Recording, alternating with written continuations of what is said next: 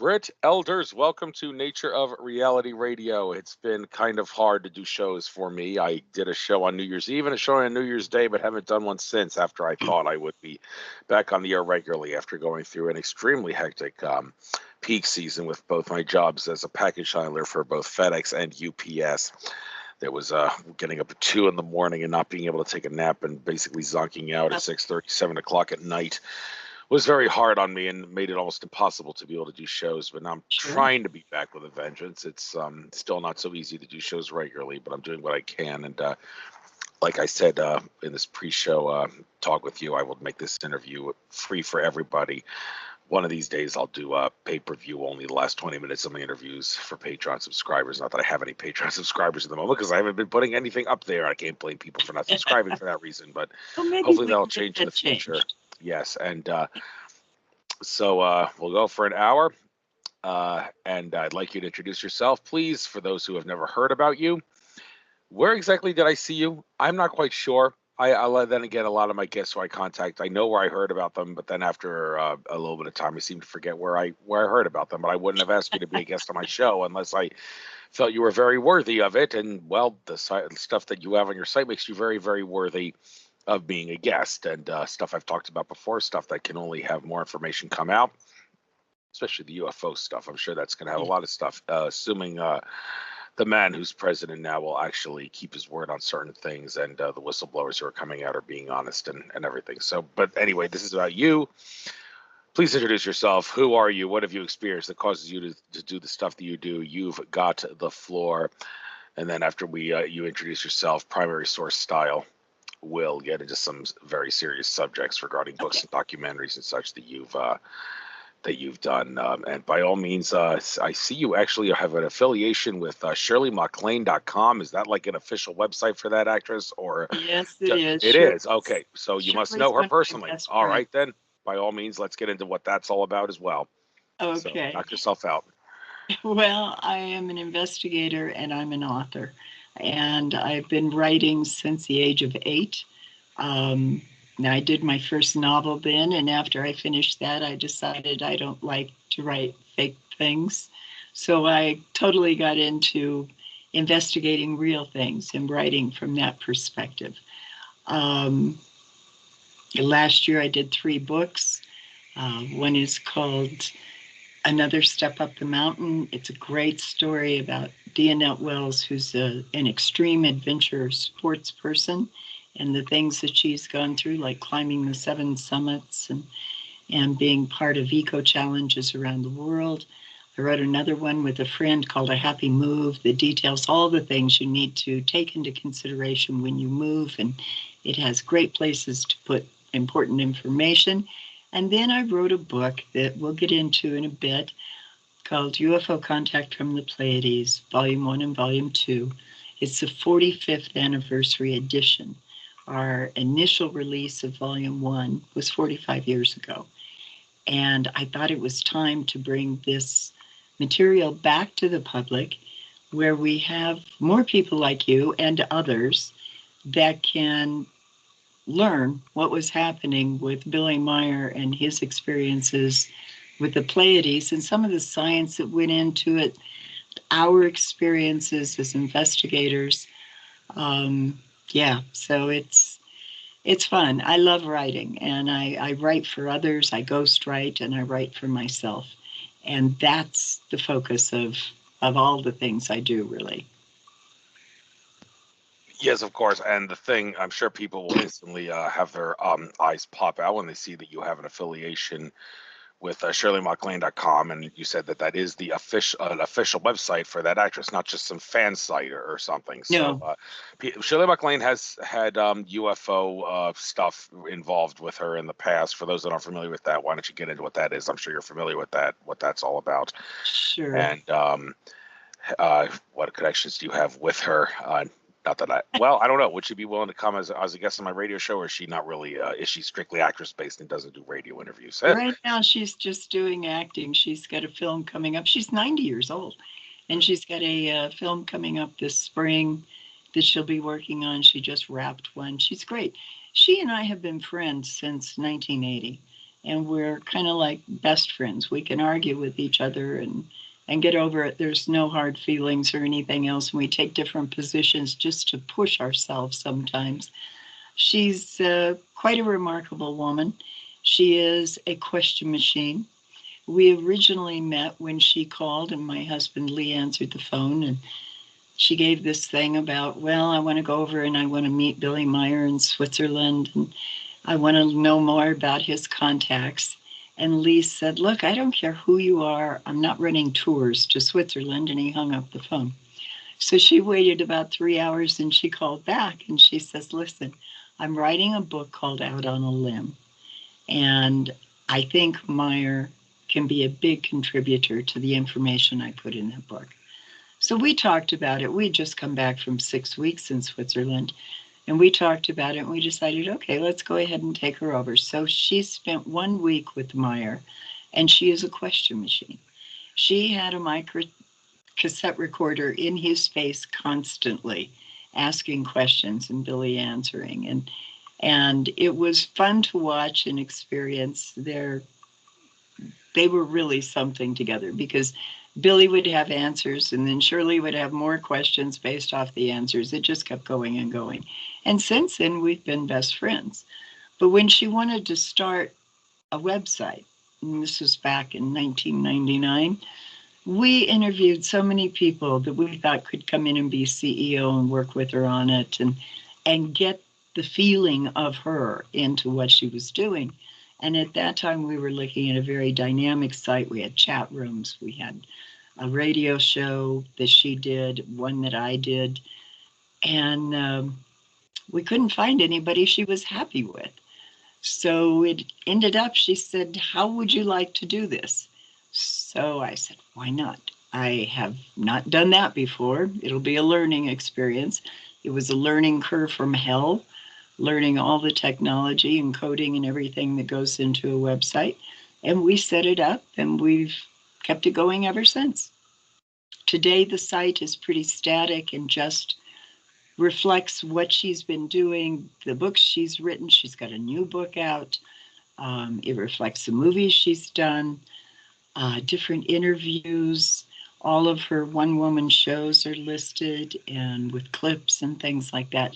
So it's more about her entertainment life than her spiritual life, which is quite extensive. And you mentioned Billy Meier. A lot of people are familiar with him. Then again, a lot of people aren't. Right. To think that the guy isn't legit seems kind of insane. The guy's got one arm, and he uses that one arm to construct amazing UFO models and write very, very thick books. You think he wouldn't go through all that trouble to do that with just one arm, unless he actually believed what he believed. I don't think so. People have also done body language analysis on his interviews, and they can't seem to find anything to suggest that he's faking. He Well, I can seems to take it much further because we by have all means, go physical ahead. evidence. Yeah, we got involved with the Meier case in the 70s. And a friend of ours, Lieutenant Colonel Wendell C. Stevens, came to us because we had a company called Intercept that was an electronic countermeasure company. We worked with Fortune 500s and banks, financial institutions around the world to keep them protected from eavesdropping and wiretapping. So he came to us knowing we had a very serious investigative background and asked us to get involved with this UFO case. And we thought, we're not risking our reputation to go chase UFOs. Sorry, you're on your own on this one. And Wendell said, okay. So he went to Switzerland. And when he came back, he was absolutely adamant that we get involved with Billy. And not from the standpoint of following his case or anything, but examining the physical evidence he had. Because what makes the Meier case so unique is that he began a series of face-to-face contacts with beings he claims are from the Pleiades. And the first one took place January 28, 1975, and they continue today. But he was provided by them audio recordings that he made of the craft, the sounds of the craft, hundreds and hundreds of photographs, movie footage, 8mm movie footage, and metals. And the metal is really what piqued our interest. We had a business situation that came up in London, so we decided we'll do that. We'll pop over and we'll check out Meier and see what he has to say. We were there 5 days. We thought we would be there one day, debunk the whole thing, and come home. That didn't happen. We had all of these photographs that he freely opened his books and said, this is what I've done. He explained the contacts. He showed us the movie footage. We heard the audio recordings. We interviewed over 24 witnesses that first trip that had experiences with Meier. They may not have been on board the craft or seen the Pleiadians, but they saw the craft before and after contacts. So we came home with all of that evidence. And it was like, okay, where do we go from here? So we started with some of the photographs and we had them digitized. We took them to the University of Arizona and Dr. Michael Malin. He digitized the images.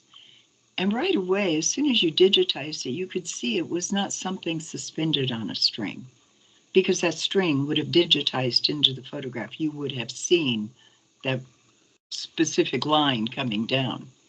You could also tell that it was quite a large object. Billy said that it was about 21 feet, 3 meters in diameter.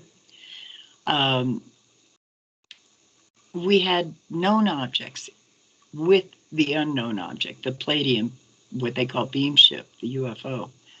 So we had all of this stuff, and then we decided, what is this really telling us? So we were working with a young man named Jim Delatoso. He's, I call him my Atlantean scientist. He's left over from that mindset. He is brilliant, and he can talk to any scientist about anything, and they understand each other. So we latched on to Jim. He opened doors for us. Our company opened doors for us. We ended up at places like Jet Propulsion Laboratory with Dr. Robert Post, who was the head of the photo analysis side of JPL. He couldn't find anything wrong with the photographs. We were at Scripps Institute. We did work at USGS. There were so many places that we could go with the photographs, each one expanding the knowledge base a little bit more. Everybody that looked at the images said, we don't know what it is. We can't tell you that, but we can say we cannot duplicate it, and we don't know how it was made. We even went to the point of bringing in Wally Gentleman, who is a special effects genius. He worked with Stanley Kubrick on 2001: A Space Odyssey. He worked with Coppola, Spielberg, many of them. We had him build a model, and we took it to Switzerland and suspended it so that we could photograph it in similar situations as to what Billy had photographed the UFOs. We came back, we did all the analysis on it, ran it back to U of A, University of Arizona, and Dr. Malin. Had it digitized. It was obvious it was a small object, 12 inches, suspended on a string. It was completely different than what Billy Meier had. When we analyzed the audio recordings of the craft, we went to Rob Shulman with the Naval Facility in Groton, Connecticut. And there they have stored all of the sounds that they have gathered from around the world. They ran the Meier sounds, the sounds of the Pleiadian craft, through their comparative machine, and they could not find anything that had that sound register that the beam ships had. So then we took it out to Hollywood, and we thought, well, this is where sound is a big deal with all the studios and everything else. We talked to two different gentlemen, Nils Ragnerud, a sound engineer, and Steve Ambrose, who was Stevie Wonder's sound engineer, and both of them were blown away by the sounds because it was multiple frequencies joining together, merging as one, holding that sound and then spacing out again. Steve Ambrose said if he had a room full of synthesizers, he could not replicate what Meier had given us to have analyzed. Then we got to the metal, which in my estimation was the most mind-boggling of all of the evidence. The 8mm movie footage was analyzed both in the US and in Japan. There were no splices in it. We had known objects like a Swiss Mirage fighter, and we had the UFO in the same scene. We had cars going underneath the UFOs. It was quite fascinating, but there were no splices. They couldn't figure out how it would have been duplicated.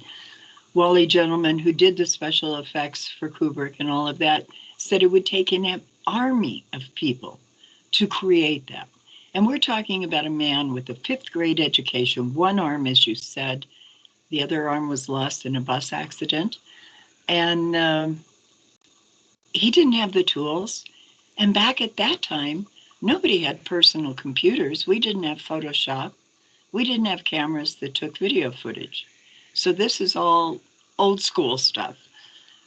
So nobody could explain that. Then we talked to Marcel Vogel, who was with IBM, and he was the chief chemist at IBM, held 32 patents, and he had an electron microscope, a scanning electron microscope. That's what we needed to really look at the metal. When he put the metal underneath the scanning electron microscope, he could see that it was metal and crystal and metal and crystal. It was a cold fusion process of amalgamating that metal sample that we had. It wasn't like it had been heated and poured. And that's what most scientists expected to find. The other thing about the metal was it had thulium in it, and thulium is a rare earth element. It's very difficult to extract and very costly to extract. So how did this farmer in Switzerland, with this 5th grade education and one arm, know where to get thulium and how to incorporate it in a cold fusion process that we could not duplicate on this planet? And Marcel and the 42 scientists that worked with him on this all agreed this could not be made here on Earth. It had to be made someplace else. So is there any particular thing about Billy Meier that made the Pleasure and Nordics choose him? Is it just one of those, it had to be someone, will choose him, or was there actually something in his soul contract or his past life experience that made him the one that they chose, or are you really not aware of any information like that? Oh, yeah. See, we spent 7 years in this investigation. And Lee and I, my husband and I, spent over 365 days during that 7-year period of time living at the Meier farmhouse. So we had many conversations about things like this. Billy said that they recognized him from his past lives. Then they came in and studied him for 10 years before they initiated the contact. And they did that to make certain that he could mentally handle the feedback that would be coming his direction. And that was very true in the 70s. I mean, we had Betty and Barney Hill, we had Travis Walton. Betty and Barney Hill earlier, Travis Walton in the 70s. These were abduction cases. And people did not have the open mind that they have today when it comes to discussing UFOs. So that makes it very different. And that's one of the reasons we decided to bring the book and the documentary back out now, is because people openly talk about it. But back then, Billy experienced death threats. We were there when somebody took a shot at him. It just missed him by 3 inches. He was sitting out on the, there's a little patio type thing in front of the house. And he was sitting there, and suddenly he got a pain in his side. He bent over, and the bullet would have hit him had he not bent over. He's still getting some threats, not as prevalent as they were, but they still exist. And well, so I want to ask, why? You would think that someone who talks about stuff like that is of no concerned because after all, who believes in ETs and UFOs? Everybody knows there's no such thing. Well, apparently it is the way he was doing it was a threat. So what is it? Why him? Unlike other UFO and ET contacts? And can you specifically mention the specific things that he said that or wrote about or whatever that made them want to assassinate him? Some UFO and ET stuff is so crazy they're not going to be concerned about him talking about it, but apparently some things he said were worth assassinating him, assassination worthy, if you will. So what can you pinpoint the specific things that you can, to the best of your knowledge, that made them want to, the powers that be want to assassinate him? It wasn't so much the powers that be. It was religious fanatics were the ones we that makes tracked. sense. Yeah, they were the ones that were after him because that was a threat to them. Even though the Pleiadians believe in creation, that's what they told Billy. It exists in all things. It's their God, as their terminology is. And the religious group just wanted nothing to do with it. The other aspect was he had all this physical evidence, and that was unique. There aren't physical evidence cases out there. They're very, very few and far between. Somebody might have a video or a photograph, but they don't have the accumulation of data and documentation that Billy had. That was the biggest thing. Everybody was intrigued by it. And we had friends, because of our business, Intercept, we had friends that were in the government. And not just this government, but other governments as well. They were intrigued by this. They wanted to know why is this man, this farmer, getting metal samples we can't duplicate on our planet? I mean, they were as curious as we were. But they never tried to shut down the investigation. And to the best of our knowledge, they never tried to harm Meier. Everyone that we backtracked on Meier, they were all religious, and it was all about that. That does actually make more sense. One thing that doesn't make sense to scientists, mainstream ones anyway, who still subscribe to things like nuclear fusion power stars and other bullshit scientific things.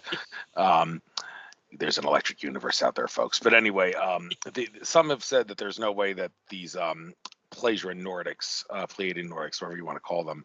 Well, first of all, I'd like to, before we get into that, what's the difference between Pleiadian and Pleiadian?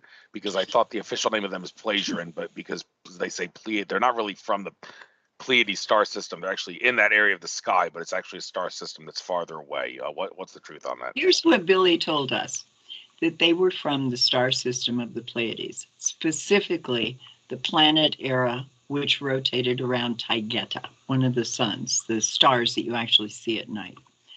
So that's what we were told. We have maintained that phrase that Billy gave us way back in the 70s. He does call them Pleiadian now. Many others do too. He says that's their preferred name. But like I told him, and I speak with Billy regularly, we're going to tell people what you told us originally, because this is about the investigation that we conducted back in the 70s and early 80s. And so we're going to impart only that which we can document and know to be factual. And he says, that's fine. He says, they are from the star system of the Pleiades.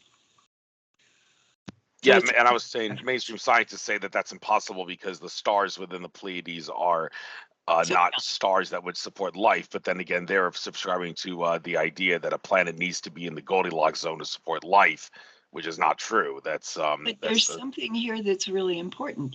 That was not their original home. And this is something people of Earth need to figure out and pay attention to. They originated in Lyra. This is what they told Billy. Their home planet was originally in Lyra. They had divisions on their planet like we have on ours. They had not learned to work together. They had not learned to communicate and really evolve past the problems that you face all the time. They ended up blowing up their planet. The difference is this. They had the ability to go out into space and find a planet they could engineer, and they used that term. They engineered their planet era so that it could support their life. They needed a specific type of atmosphere, a specific gravity, all of that. They could engineer it. They had that knowledge. We don't have that knowledge. And we have a tendency to continue to this fighting, warring aspect and not learning from each other and not learning from our past. And that's one of the biggest reasons they went to meet Billy the first time, was to let people know that we are not the only thinking beings in the universe. This was really, really important to them in their first series of contacts with him, because they said, we have got to change our ways and we've got to start taking care of ourselves, the people on this planet, so that we don't suffer the same fate they originally did in Lyra. Yes, I like the galactic history story there. And but now we need to get into some really hard and sensitive subjects. Okay. I'll start with the less sensitive one first. We'll end to save the best for last. Well, I don't know. Well, anyhow, first of all, Billy Meier has caused a bit of a brouhaha with his assertion that the UFOs that James Gilliland sees are not ET craft. They're just military industrial complex craft that fly in and out of a mountain that's near his ranch. Sure. True or false? Or you're not really... Can I have my own opinion? Because I think something happened here, and I found this with many of the contactees that I've worked with over the years. Whomever they're having contact with is telling them they are the only ones having contact. That contactee gets into that mindset. I know James Gilliland. He sent us some of his footage years and years and years ago. And my husband looked at it and had several conversations with him. James has got something going on, okay? And it's not military industrial complex stuff. This has been going on for a long time. I have seen craft in Mexico, in Japan, in many places in the world, in South America. So for Billy, when he says, I'm the only one having contact, I hear that from many contactees. So I take it with a grain of salt. And I don't think anybody should be criticizing anybody else's experience. I think right now we have to be learning. And you can't learn if you shut down all other corners of knowledge. Oh my God, that was just about to what I was going to get into next. One of the guests I had on my show in the past was Michael Horn. I'm sure you've heard that name before. And the interview was, oh boy, he talked about Billy Meier and the stuff that Billy Meier espouses and all.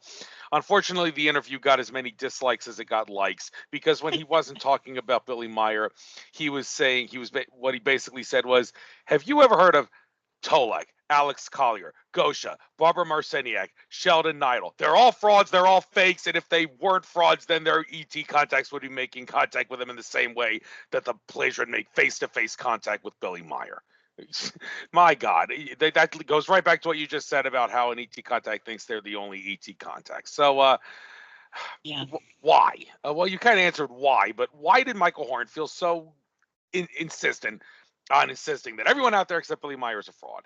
And yeah, there are people like that attached to every contactee. I mean, and to every abductee too.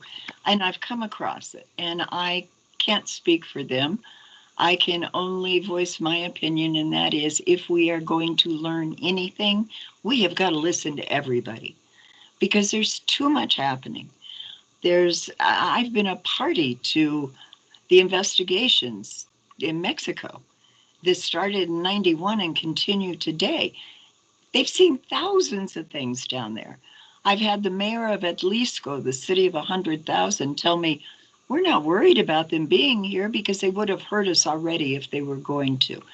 I've sat on a hill called Casita Blanca and watched families drag everything, beer coolers, grandma, grandpa, kids, up to the top of this hill to watch the UFOs come in. It's remarkable what's happening in the world, but we cannot learn from it if we don't listen to it. So to block anyone, to me, is wrong, because there is something there, even in the cases or the experiences that we may feel are false. And that's personal discernment. but we might feel there's something strange there. Listen to it anyway. There's an ounce of information in there that's important.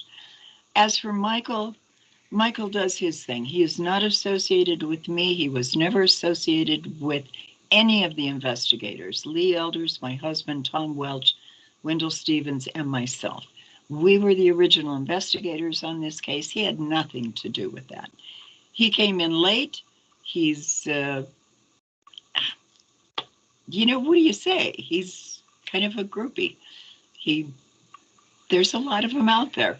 And that's okay too. They're going to do their thing. But it's something that I just cannot close my mind to anything else going on. There are too many wonderful things happening. Yes. Now I think about halfway through the interview, I'd like to actually do a little less than an hour because Cost.tv, where I upload these as well, they only allow for hour-long videos max. So otherwise, I'll have to divide it in half. So let's try to maybe make it 58, 59 minutes. I'll keep an eye on the timer on the recorder as we're going. But of all the things for you to write a book about, and I can't help but notice this because this may actually be happening to me in the near future. A Happy Move by Brit Elders and Deborah Jacobs. Of all the things to write about, a book about moving from place to place, and how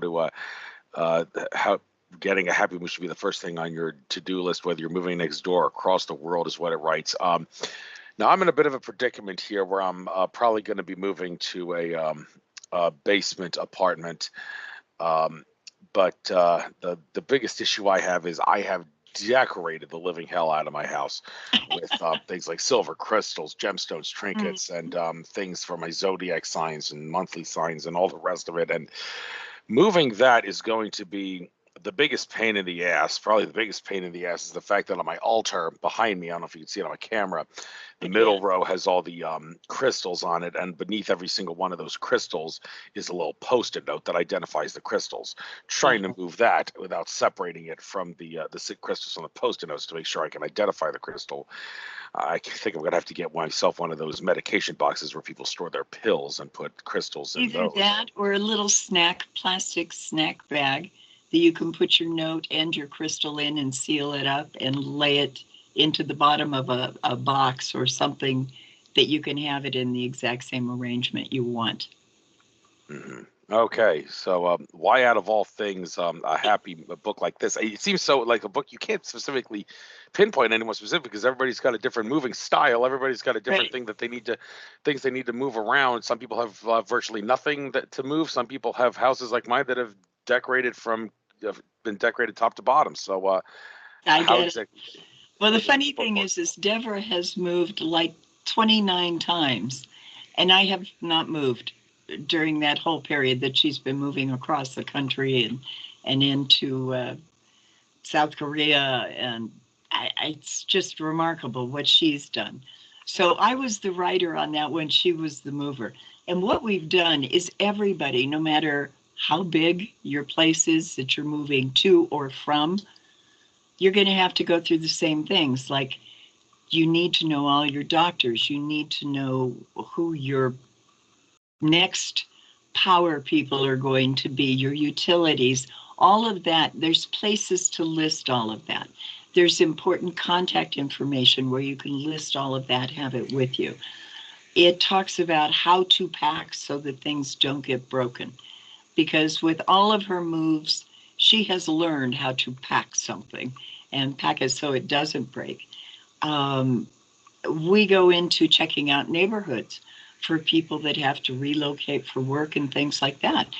Because there are places you can find out if there are people that have sexually assaulted kids, pedophiles out there. You can find out where they are. You can find out if it has libraries, if it has social things that you want to be involved with. Maybe there's a chess club, something like that. So we list all of those things in the book so that you get a feeling of what are you really looking for when you move. If it's not a have to move situation and you just want to move, and people are moving for all kinds of reasons these days, what is it you need around you? What is going to be your support system? who will be the doctors that you will be seeing, the dentists, the eye doctors, things like that. What are the schools if you have kids? What are they like? What are their ratings? So it gives you places that you can find all of this information online. In the back of the book, there's a whole list of online resources. Some laws in states differ from other states. Some have very open rental laws and some have very strict rental laws.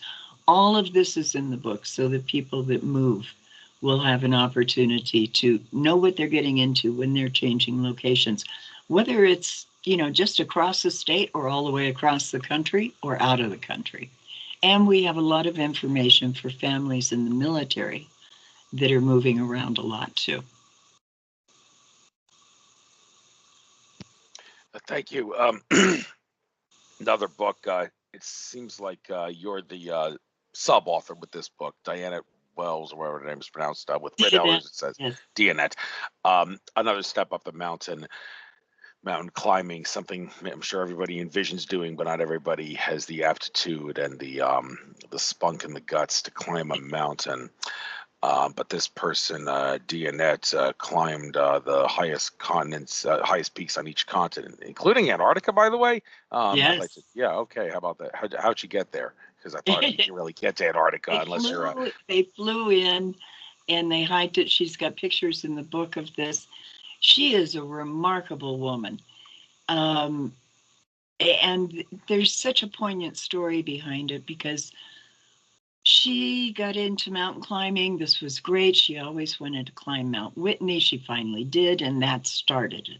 Then she had to climb the 7 summits, and she's climbed Everest. She's literally been around the world just climbing mountains. But then she started doing eco challenges, the ones on television where they'd have to go out and, race across Vietnam or something.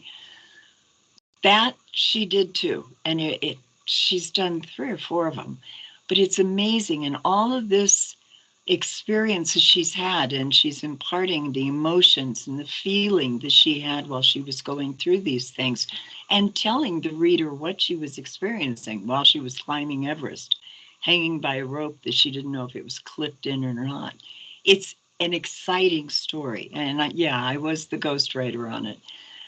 But what a life. But the thing that happened that really struck me was in the midst of her life doing what it was doing, her son was enthralled with her lifestyle, these extreme sports, and he was a wingsuiter. And he traveled the world and jumped off cliffs with a wingsuit. One day he hit a cliff and he died. And how that shifted her view of the world, her view of what she was doing. And she decided she needed to continue doing it, if nothing else, just to say, I'm doing what I love doing, and he was doing what he loved doing. And it's just following through on what you feel your life is leading you towards. All right, so is she the kind of mountain climber that needs oxygen to get to the summit? Because when I saw the... No, really, some mountain climbers are that good. I remember seeing the documentary on Everest at the Franklin Institute movie screen, IMAX theater, and the mountain climbers there did not use oxygen when they got to the summit of Everest. They wanted to challenge themselves, and they did it. So it is possible. But is it really safe? Is it really your body? If it's one of those things like go down to the bottom of the ocean for a long time, you suffer from the bends, from lack of nitrogen. One would think the similar thing would happen at the opposite end of the spectrum. When you climb to the top of a mountain, you think, I'm king of the world, I'm the greatest ever because I don't need oxygen. And then next thing you know, something's going to happen to you a few days later because your body wasn't up to that. So is it... You have to come down slowly. It's like coming up from the ocean where you have to come up slowly. The same thing is true. You don't want to rush it down because and I live in an area where there's less oxygen. I'm at 7,200 feet. And I know people coming up from sea level have difficult times with that. So when you're talking 14, 15,000 feet up, as you start down, you have to really be conscious of your breathing, your movements, your actions. because your body's not functioning the way it normally does. You're not feeling, and you're frozen. I mean, your feet are frozen, your hands are frozen. And she was on the trail on Everest when they discovered a body that someone just didn't make it down. They had had a heart attack on the trail down. So this is common. And it's not something that she pushes people to do or says you need to do it. You have to have a real passion for it, and she does. She pushes herself only. And that's something that I really appreciate about Deanette Wells. Yes. Let's move on to another area of adventure. Amazonian Expeditions, Gold Shamans and Green Fire. That's another book. This is by your husband Lee and you. And stands out to me particularly because I had a past life in the Amazon. Don't remember it, but I hear I had it. And it's this is mostly the Western Amazon, I believe. Interesting. The video game that was very popular in my childhood and teenage days, Amazon Trail, kind of a sequel to Oregon Trail, but there was an Amazon Trail, and in that game you travel through time going west on the Amazon to meet the Inca king in the Western Amazon, starting at I think it was Belém, Brazil when you started, and then you would just travel westbound to the Peru-Brazil border area. And well, there were a lot of things I encountered on that time travel expedition across the Amazon. So out of the subtitle, Gold Shamans and Green Fire. Green Fire, what the hell's that? Gold Shamans, everybody can figure what that's about. But well, actually, is it gold? Is it one of those? Is there really down there in the Amazon a lot of gold, or is it just one of those? Try to find the city of El Dorado, which nobody can find. So no, there's a lot of gold. This was the part of the book. There's a second book coming out that I'm editing now, but this particular book deals with the time period before me, and before I was involved with him. He was down there at a place called Little Hell, and they were panning nuggets the size of your thumb. And he brought several of them out, but it's all about the interesting things that happened. They got stuck in a rainstorm while he was in Little Hell, and it flooded the canyon they were in, and his team couldn't all get out. They had gotten sick. So he and another guy had to hike out and find a crew that could come in and rescue his people. The Green Fire is emerald. And in the jungles of Ecuador, there is emerald. He did bring some back. We had it analyzed. And the whole thing with that is he would not, because he worked with the Shawara Indians, and he would not give the location as to where he found this emerald or who he worked with to find it, because he did not want their culture destroyed. The Jivaro were some of the original headhunters of the Amazon, and they're an Ecuadorian tribe, the Unchuara Jivaro. And so he lived with them. He was made a member of the tribe, and he respected them too much to turn loose civilization on their beautiful culture. And since then, I've traveled with him to Ecuador. I've been to these places. We had some wonderful times together. And it's an amazing book that is just action-packed adventure. It's a fun read and a fast read. The tribespeople of the Amazon. I saw some program recently where basically in the Amazon or any tribe, you try to give money, worthless fiat money to them. They will reject it, saying, why were you giving me this to me when I'm not even, first of all, it doesn't exist in our society, and we want things that are of value. Okay, so is that basically how it is? It is like that, okay. They had some Peace Corps people come down, and they brought powdered milk. Okay, and then the Shawara looked at it and said, what is this? This is not milk. Milk comes from cows. They knew what milk was. So what did they do? They painted their houses with it. They didn't even register that this is something that could help them. They thought, it's pretty and it's white. So the pillars that their houses stand on in the jungles, they painted it white with powdered milk. What a waste. Also, you would think that in the rainforest is filled with all kinds of things that could poison you or kill you. But Absolutely. they are not the tribes people. Have they found a way to live in harmony to make sure that the poison frog or the deadly spider doesn't sting them or bite them? They know How do what they? they are. They know you avoid them. They know that there are plants in the jungle that can counteract almost anything. And that's one of the things that Lee did was he brought back a plant called piri piri, which is for snake bites. And it works on the neurotoxic venoms, not the hemotoxic, but the neurotoxic venoms. And so he brought it back to the University of Arizona, and they planted it, got it growing. I don't know what they've done with it in the last few years, but they were using it to test.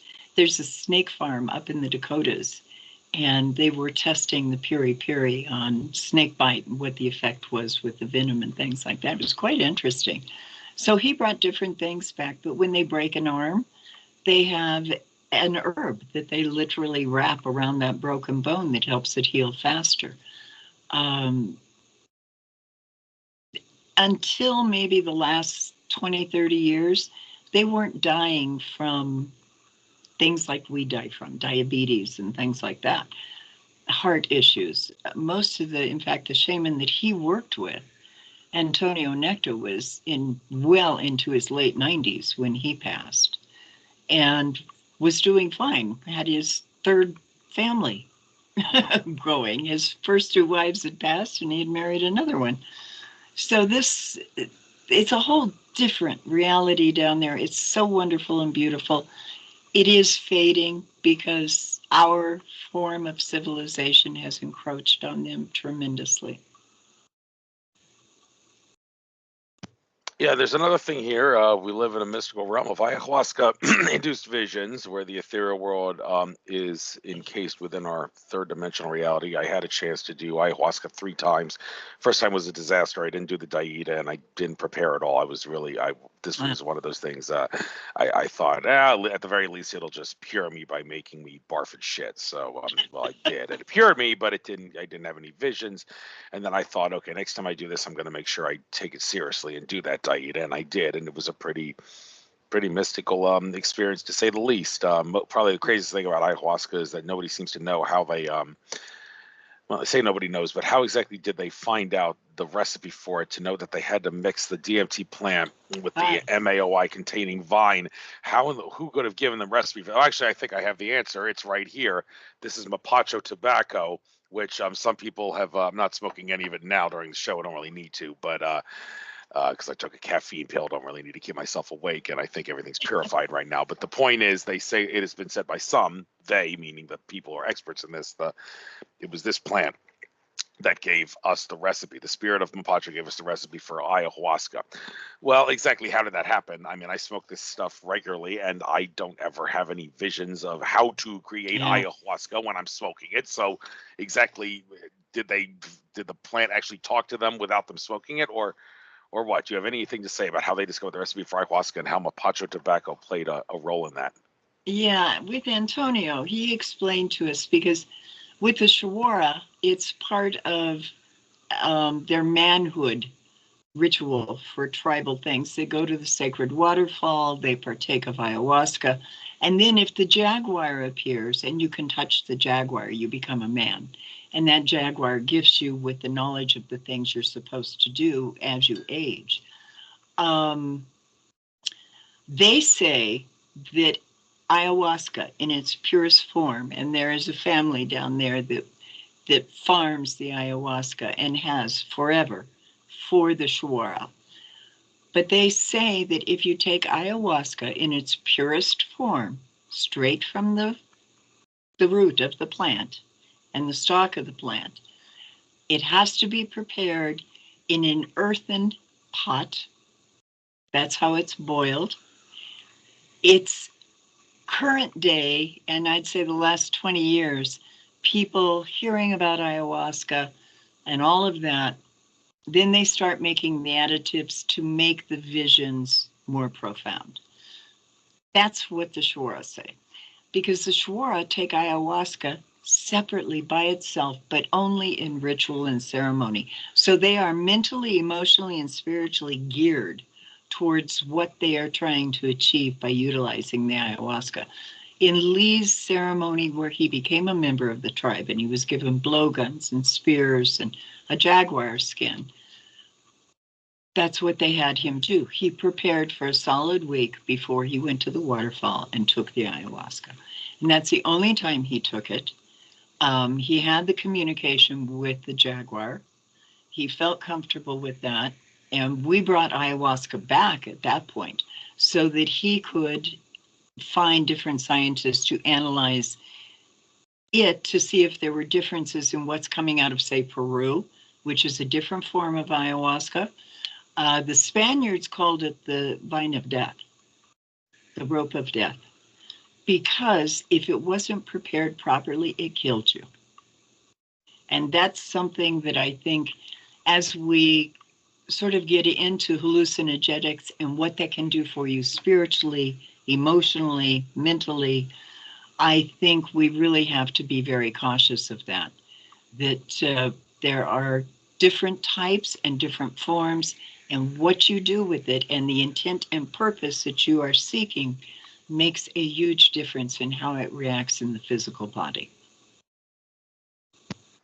Yeah, that's especially true with pharmahuasca, which is the totally synthetic form of ayahuasca, which has synthetic DMT can produce synthetically, and the MAOIs that are found in the Banoraptis capivine can also be produced synthetically, but they're not the same as the natural one. Therefore, the experience that you get will be different. And not only that, MAOIs, if taken with the wrong thing, can kill you.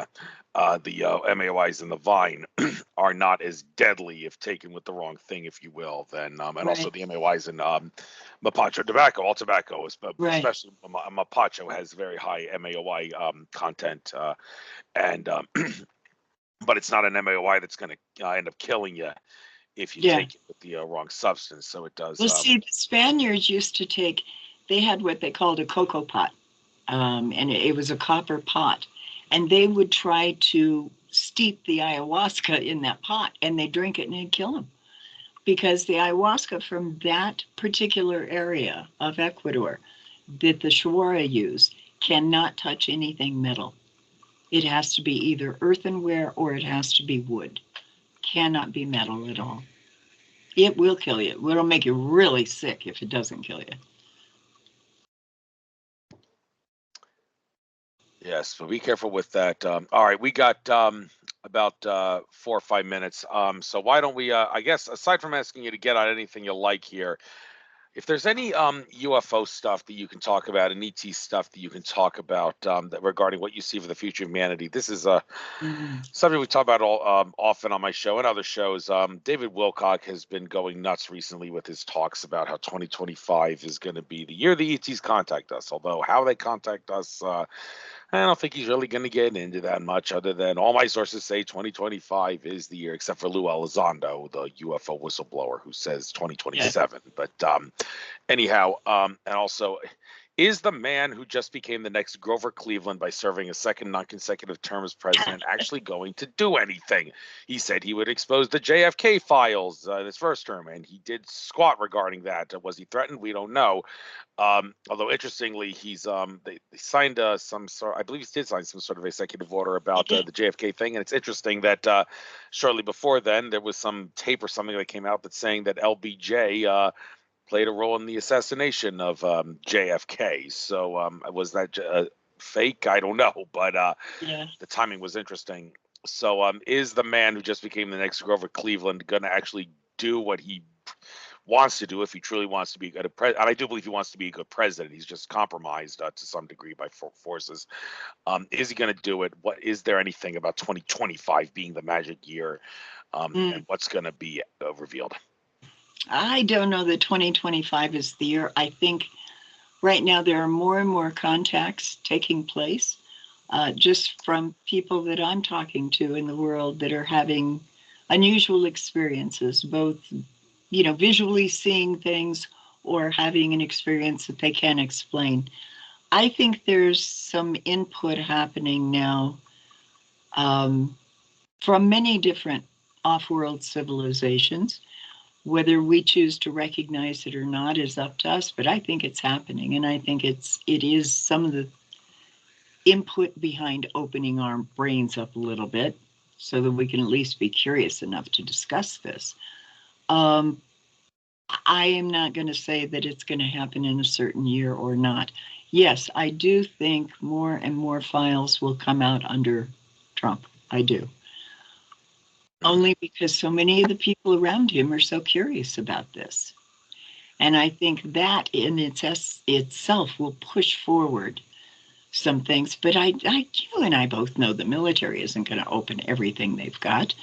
National security is a big deal, and they're going to harness anything they can in that arena and leave it there.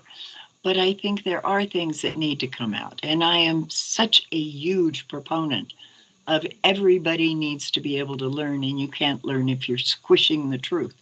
I am really, really happy to see things like the Hollywood Disclosure Project and other disclosure projects. I'm thrilled that the Navy's come out with things, but we know there's so much there, and we need more information. We need it from the public and from the private sector as well as the governmental sector. It's happening around the world. China has been releasing this information for years. So has Russia. That's what Star City's about. They're okay with it. If they can be okay with it, why are we so afraid of it? We've got to really stand up to what is really happening out there to a lot of different people and let that information be known. There needs to be a place, a repository, where people can go online, since we're going that direction totally now, can go online and read other people's experiences, their stories, find out if there's evidence to it. What did the evidence indicate?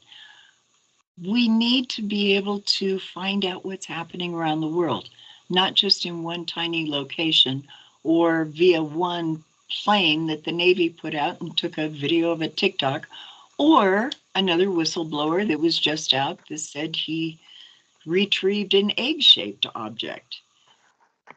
We need more. Oops. Sorry, I had a little problem there with my thing to turn the thing on. All right, so thank you for that great little way to end there. A great message, wake up call to humanity. George Kavaslis, in a recent couple of interviews with Michael Sala, did lay to rest any notion that we're not ready. He said we are ready. The whole idea that we're not ready is really just a excuse to prevent the stuff from coming out by those that are too cowardly. But he insists that if the thing were to come out at a mainstream level with the government documents being released Edward Snowden style, saying now you have no choice but to believe it because here's the evidence, the human race would not end up in the hospital because they can't handle the truth. He asserted that would not happen. What? Really, we don't need the government to tell us what to believe or to know. We need to know that within ourselves and based on our own knowledge and research. I don't want to believe what the government tells us. I can't. There's too many questions there. They've got to prove to me that they're worthy of my attachment to belief with them. Exactly. So your website, BritElders.com. I will make sure I put a link to that in the video description. I will try to upload this. It's going to be hard tonight. You got the football games on, and my favorite team, the Philadelphia Eagles, are in one of those games. So probably going to want to watch that. And so tonight's not really the best night to upload this, but I will do my best to get this uploaded by tomorrow. Let me know, and I'll link to it. Thank you. Awesome. Take care now. Best of luck to you. Bye-bye. Oh, thank you so much. It's been a pleasure.